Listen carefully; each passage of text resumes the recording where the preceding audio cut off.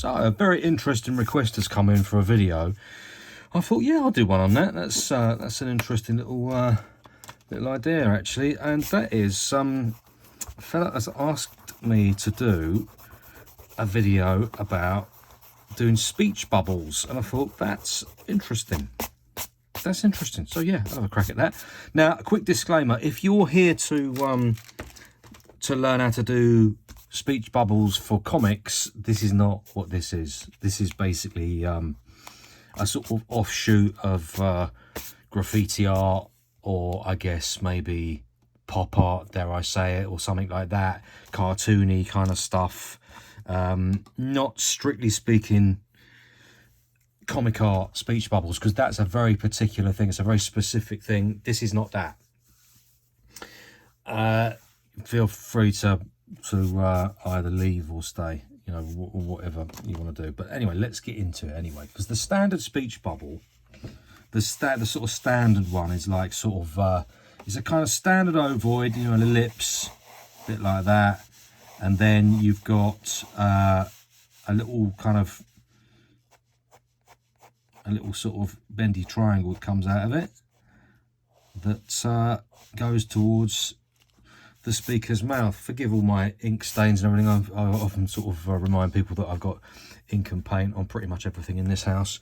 Nothing goes free of the splatter when it flies about. So anyway, there's your standard sort of speech bubble, and obviously a standard speech bubble is not what we're looking for when we're looking for something a bit more interesting. So what I did at first when I did speech bubbles, I thought I'm gonna turn them into rectangles. That's what I'm gonna do. Turn them into rectangles, depending on where your person is speaking from. You've got your little triangle thing that comes off it. Come off it there, come off it at the top, or come off it at the sides, whichever. This is the nicest one, the bottom one, in my humble opinion. Anyway, this is quite nice, you know, as is this. You know, these are perfectly nice things. But again, it was lacking a bit of something, you know. So I thought, well, why not add something to it? So I'll stick with this square idea, but what I'll do is I'll just add a bit of something. I'll add, how about if I add like some doodads on the side or something, some bits, so one of them big bumpers. There you go, a little doodad coming off the side. That's a nice thing, isn't it? That's a lovely thing. Yeah, cool. And the more I looked at this kind of thing, I thought, this is nice, you know. It's a nice thing, but I want it to be a bit more dynamic. These are all quite static. They're very nice shapes, but they're all a bit static. And anything that I create, I want to create a sort of dynamism. I want to get some sort of action into the line, because that's what graph is about, really. I mean, not all graph, but mostly graph was about movement. That's why it was on trains initially. Some writer said when it came off trains, it was never as good, because it was about movement. Whether you agree with that or not, getting movement into letters is a fundamental thing in graph. Fundamental principle. So with that in mind, we aren't just working letters, we're working characters and details and bits and pieces and doodads. So let's have a look at something with a bit more dynamism. So I started to do this instead, rather than do these very sort of kind of like measured quadrilateral kind of or ellipse shapes. I started to do something where I kind of thought, okay, how about if I approach the paper, and this is a good tip anyway, by the way. I approach the paper, and rather than very carefully measuring something out, I act very spontaneously. So I want a speech bubble to be like this. This I'm not too bothered about, because this is more like your traditional comic format. So, but this works very well for me. However, it's not dynamic enough, so I can so instead of just carefully measuring it out like I've done with these, instead of doing that, I'll do this.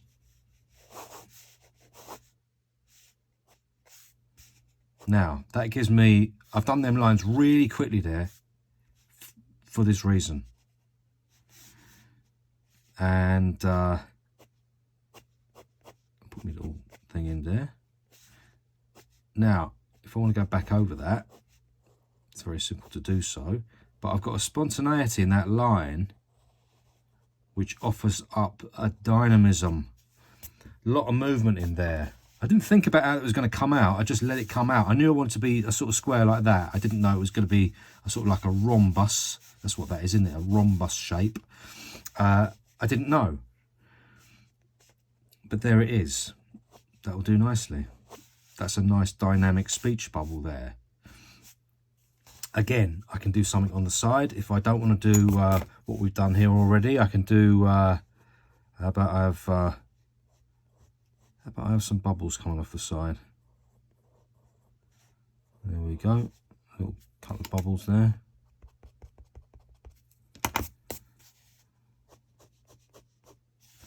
There we go. Something like that. That's a nice little dynamic speech bubble there. Or if I want to do something, let's have a think. Just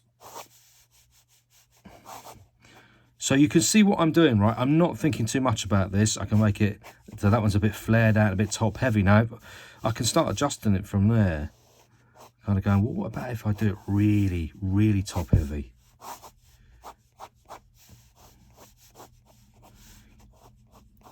This is slightly about relinquishing the control of your pen. Also, the direction of your, so we've dealt with very simple shapes on the little triangle bit where he talks. How about if we dynamic that up a little bit as well?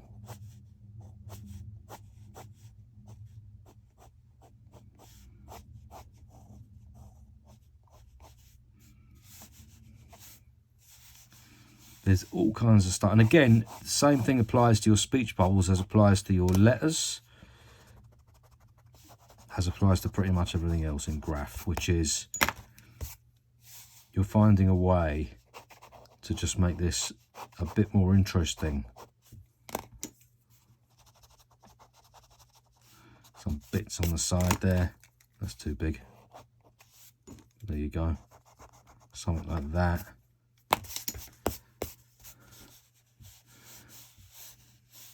Or if you want to get really slightly mad with it, you kind of go, what about if I turned a speech bubble into like an arrow? So it's like a big fat arrow like that. See what I mean? I've never done one of them before. I just sort of thought about it just then. Thought, yeah, that's quite a nice idea, isn't it? Or if you don't like that full idea, you can split that down there like that. So you've got a speech bubble and an arrow that comes directly off it. At one remove, like that.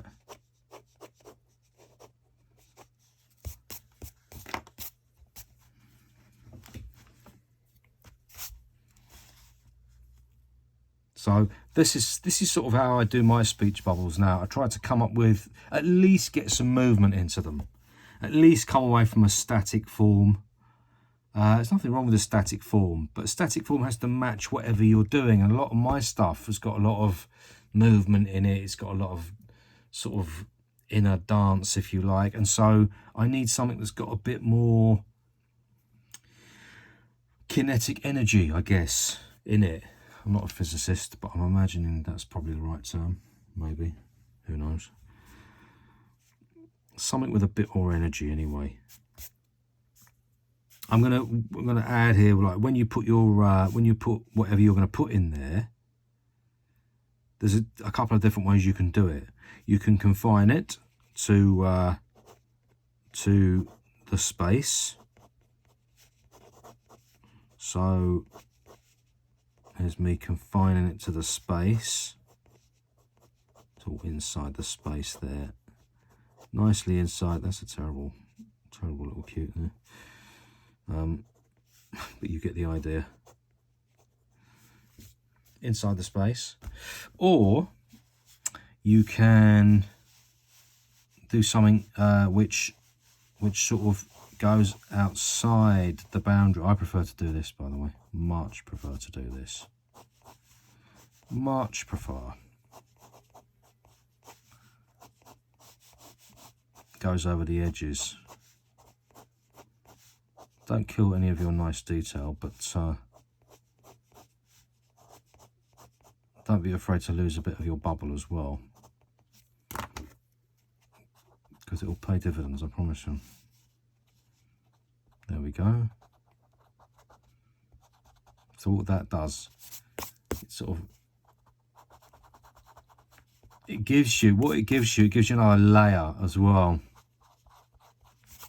because if you step your letters or whatever it is, or your object or whatever it is that you're putting in the speech bubble, step it this way, so now you can put shadows in there, which gives you another layer. Anything where you can create layers, the illusion of depth,